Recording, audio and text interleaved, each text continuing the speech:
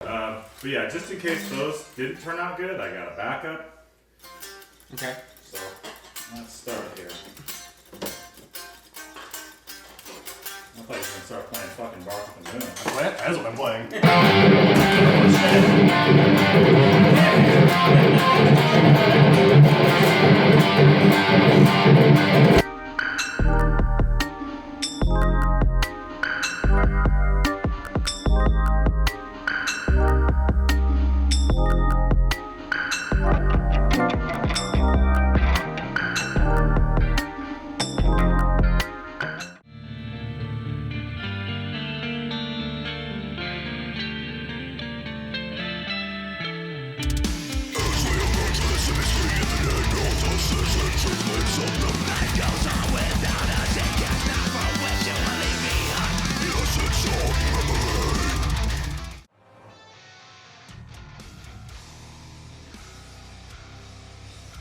Alright, so this is my second Kiesel DC700H. It has an alder body, it's got a walnut neck with a big old maple stripe going through the middle of it, ebony fretboard and big pearl block inlays because I normally wear glasses and I'm vision impaired, so I need to be able to see where I'm playing. It has the Alan Holsworth HH7 pickups, hip shot bridge, tone, volume, 5-way toggle. And this one's been my main one for a while. I have another white DC700H from 2015 or 14. It was a while ago. I saw Scott from Fallujah started playing Kiesels, and I was like, oh hey, I had a Carbon for like a year and a half. I'm like, oh, I'll check these out and see how they are. Got my custom one. I was like, okay, yeah, no, this is great. And then a few years later, got another one just to complete the family. And yeah, great guitar, good pickups, very low output, super clear, very kind of like, they're a little warmer than I normally use, but only just the clarity and the pick attack is phenomenal with these. So currently, I can't remember the name of the guitarist. It's the guitarist from Silosis. He put out a commercial Kemper profile pack. It had a bunch of different amps on it. It had several PVs, there was Angles, some Randalls, a Laney or two. The ones that I'm primarily using right now, it's based off a, I think it's 6505 or 5153. Alright, well, I also... Ooh, clammy hands. I've got a Kiesel DC700 as well. While Kyle had his custom built, I bought mine from their in-stock models. I love my walnut top. Like, man, it's the only thing more beautiful I think is Koa, which, I mean, wow, the price point. I'm really considering it for my next Kiesel though that I get. But so I've got the walnut top, got a mahogany body with a maple neck with the 2 walnut stripes. Kiesel lithium pickups. I think this is hip shot hardware, even though it's not the hip shot bridge. It's one of the hip shot Tunematic or something. Yeah. Which again, the Tunematic I'm not overly fond of. I prefer the feeling of the hip shot bridge like he has, but out of any Tunematic bridge I've ever played, this is the lowest profile, most comfortable one ever. Like, I was very impressed. Bird's eye maple fretboard. As for my tones here, I use all the same tones as Kyle. He set me up real good here. We've got slight EQ differences just because, he's using the Holsworth pickups. I've got the Kiesel Lithium. The tone wood is just a little bit different. So yeah, that's the only difference between our rigs. First amp I ever owned, it was this little tiny 1-speaker Behringer. It was like a 15-watt thing. It wasn't a combo amp. It didn't have any effects or anything like that. But it had like these weird little things we can switch where you have like a British sound or you have like a more American sound.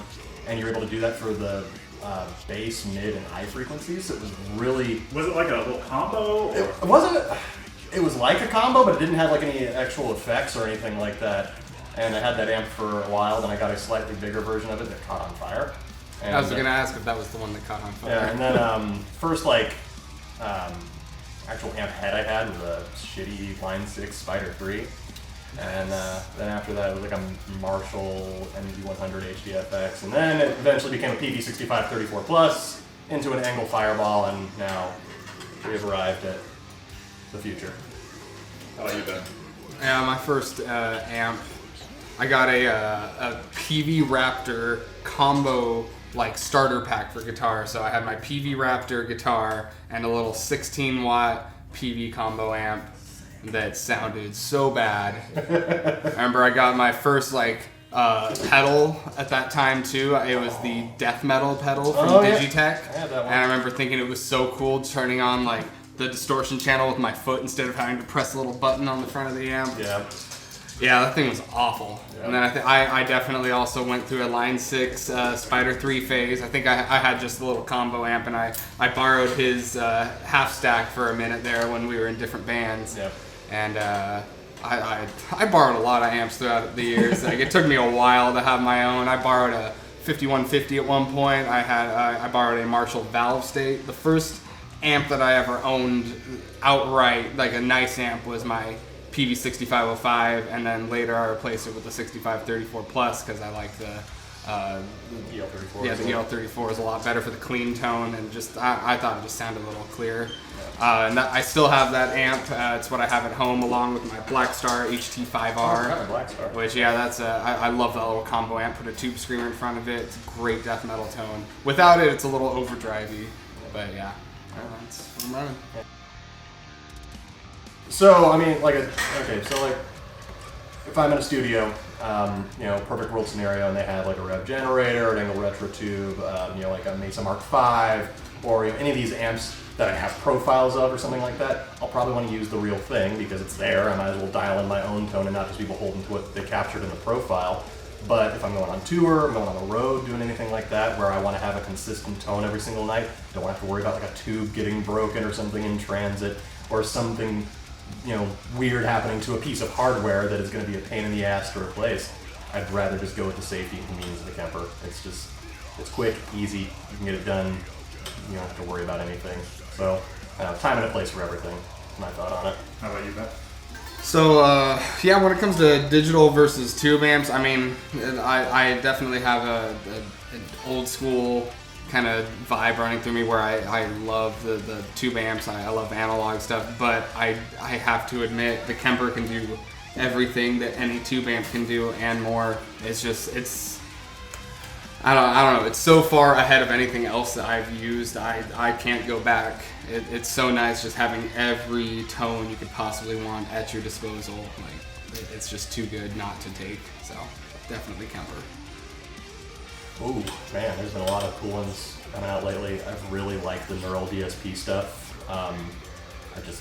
They sound great. You can get a really good, very authentic sounding, like high gain tone from it. I've been using the Fortin Nameless Suite and the Nolly Architect plugins lately for a lot of our newer demos. And some of those tones might make it on our next album. They're that good. But that has definitely been my favorite guitar plugin. Those are the only plugins that I have. Literally those two that he mentioned. So, I generally prefer standard scale. I had a Strandberg for about 2 weeks, and fanning on those, it's pretty gradual. I think it's something around I want to say 26.25 inches down to 25 inches from low to high. And it was fine. It wasn't nearly as bad as or not bad, but as drastic as like an Ormsby or even some of the other Kiesel models. But for me, it just doesn't feel super comfortable. After I've been playing for 15, 16 years, something like that. And I'm so used to this that it felt like it was kind of like a bit of a paradigm shift going from a standard scale to a multi-scale, just in terms of like how you're positioning your hands. The Endurneck and the Strandberg also was kind of a weird thing. It's got that weird sort of blocky neck compared to just like your normal C shape or something like that. But I don't know. I know we have a lot of friends who play multi-scales, and they shred much harder than I. So clearly there's a place for it, and people like using them, but not really for me. I could definitely see myself making the adjustment if I spent the time, but I don't know. It kind of like Kyle says, it feels uncomfortable a little bit. I'll try to do an arpeggio, and you get to that top note, but it's coming out like I don't know, fret off. Like I always felt like things were about 1 fret off when I was trying to do anything quick, and it just, I don't know, it bothered me. So we played at a venue called the Caravan down in San Jose.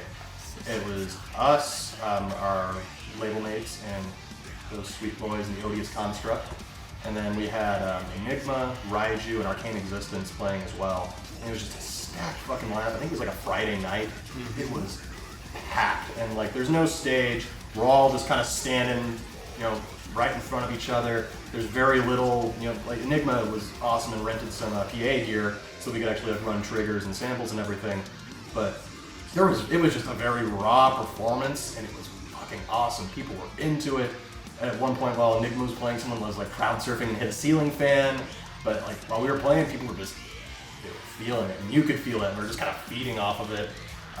So that was awesome. That was just a great show. It was probably one of the bigger crowds we played. That was just there for like us, like as far as like the tour package goes, which is you play with a lot of big bands like Obscura or Archspire or any of those, and you're like doing pre-sale tickets or something like that. And people are there, but they're there for that band. So to play a show where it's slammed and people are there because they're like, yeah, you guys are sick. That feels pretty good. Let's see, weird, funny little memories. I remember one time Kyle and I in high school played at a show at the venue, the Viaduct in Tacoma, which is now the Real Art. And at the end of our set, I had a Jackson with the reverse headstock, so it pointed up there. And again, pretty low stage, but even ridiculously lower ceiling. The final note of our set, I hit the note and I'm trying to do some fancy stage move, and I stick my guitar up like that, and it sticks right into the ceiling tile, and like it gets stuck. And so I pull it down, and I'm like, oh, okay, and start walking forward, and then the broken ceiling tile just comes right down on my head, just smashes in half. Like that was great. Yeah, that venue was like, it was one of those venues that you go to it and people just tore it up because it was a hardcore venue. That was the vibe there, and so I don't think we didn't get banned. Nothing bad. There were no consequences for that, but I'll still always remember that. It hurt. Yeah. Oh. Oh, this one. So why don't you tell us what exactly transpired? I remember exactly what happened to that. We'd stayed up the entire night. You got to give some background context here. This was in high school. Yes, it was in high school. I think it was either you or Tom. One of you had gone through a breakup of some sort, and the other of us I think it was you. And then Tom and I were in the area, and we were like, oh, let's hang out. Tom is our old bass player from our high school band, and we're just hanging out. We're staying up till like 2, 3 in the morning. It was later than that, dude. Yeah, I think we went out for a walk in the daylight that next morning. We hadn't slept in. Yeah, you go ahead and finish that. Well, at some point during that evening, we decided to play a game of Risk. And so that's where the hat is. I was wearing my tricorn hat for Risk. He's got his musket, pistol, whatever there, and you see the dice in his mouth. I think I've got a Bowie knife, like just high schoolers staying up all night playing board games. We were really cool, we were in high school. We were the cool crowd. I wasn't out going and getting drunk, I think I smoked weed like 3 times in high school. But we stayed up all night and played board games. Yeah, we're a bunch of fucking sad nerds. Right, and then this is a picture of your first show. I believe. Yeah. Maggio Tools. That was. Let's start from there. So that was at a place in Lakewood called Maggio Tools. It was a bar. We were like 17 at the time, maybe 18. So we were both 17. Definitely not old enough to drink. Yeah. And it was a benefit for a guy named Jason Gomez, who was he in a coma? Yeah, I think he got in like a car accident or something. He played in a band called, I want to say it was Voices Lost. Yeah, I think that was the name of the band. And he was in a coma, so they were trying to raise money for it. And I'm going to bet that it probably didn't do that well because there were my parents and maybe 10 other people at this enormous bar. And that was our first show ever. We were allowed to come in the venue and play, and then as soon as we were done, we had to get the fuck out of there. Yeah. We were not, and we weren't booked as the opening band, but then when we show up and we're a bunch of high schoolers, they were like, oh, yeah, you're opening, and then you gotta leave. Which is probably for the best. I'm sure nobody enjoyed it. Oh yeah, it was probably horrible. But somewhere there is a recording of it that exists, and it is bad. It's not great. There's like really bad inequity in the volume of our guitars. Mm-hmm. Like you can hear my guitar, and then Kyle's is just gone. Yep. It's just lost. That Spider 3-tone, man. It really cuts through. All right, have another good one. This. Oh, I know what that is. Oh, that's prom. That's senior prom. Okay, screw that. Yeah, that was senior prom, so they just had this dumb fucking photo booth thing, and eventually we got away from both of our dates. We're like, hey, let's go take a stupid picture and be all metal and I just love how neither of us ever paid for those pictures either, so we got like a watermark on it Yeah, and yeah, everything we just- still. No one wanted to pay for that shit. Right. They gave us all like a disc at our graduation that had all the pictures, and like you could choose to purchase them. That's right. Yeah, that's how we have the picture, but we were like, no, I don't want to pay for this. Like, no. most of them look like that. It's obviously like either a joke or I don't know what's going on, but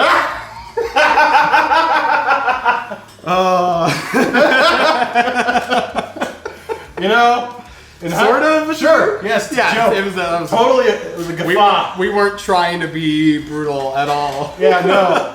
Oh man, we look like every shitty local death metal band. I mean, we were that. We were every shitty local death metal Yep. band.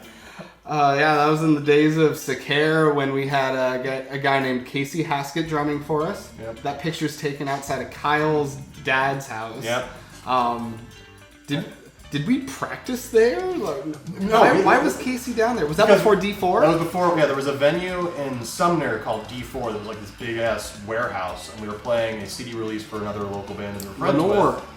And yeah, Casey just showed up like a few hours beforehand, and we're like, oh, we need to take a band photo. So, you know, we're like, oh, let's stand in front of my shitty '93 Honda Civic out in the trailer park and take a fucking band photo. We'll just slap a PNG of the logo on later. There you go. It's perfect. It matches with how that show went. Casey and I drank 4 Locos and played like 50 BPM too fast.